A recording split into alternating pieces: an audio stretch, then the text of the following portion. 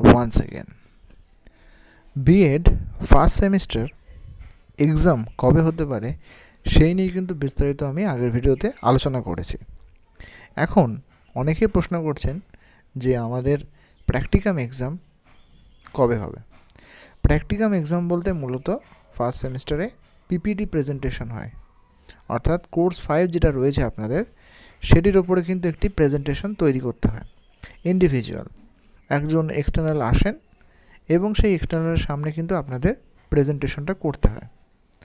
অবশ্যই কিন্তু কলেজ কর্তৃপক্ষ আপনাদের এই বিষয়ে যথাযোগ্য সাহায্য বা হেল্প করবে, সেটা তো অবশ্যই আছে।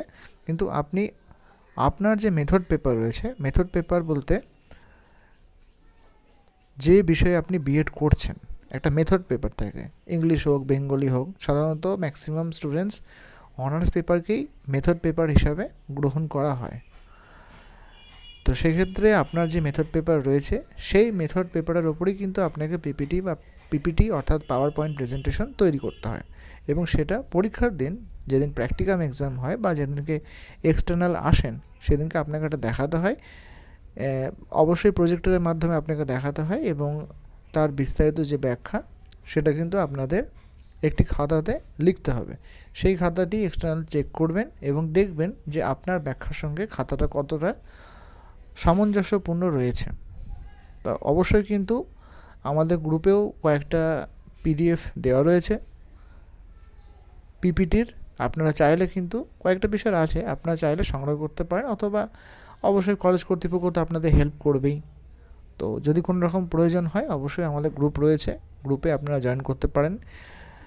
চ্যানেলের ডেসক্রিপশনে পেয়ে যাবেন বা পরবর্তীকালে প্রয়োজন হলে এই ভিডিও ডেসক্রিপশনে কিন্তু আমি দিয়ে দেবো। যদি ভিডিওটা ইনফরমেটিভ মনে হয় অবশ্যই লাইক করবেন। এবং আরেকটা ব্যাপার, সেটা পরীক্ষা যেটা ব্যাপার সেটা কিন্তু থিওরি এক্সামের পরে হবে। থিওরি এক্সামের মোটামুটি 15 থেকে 20 দিন পরে হয়। যখনই থিওরি এক্সাম হয়ে যাবে তারপরে কিছুটা সময় দেওয়া হবে এবং তারপরে কিন্তু আপনাদের এই প্র্যাকটিকাম এক্সামটা হবে।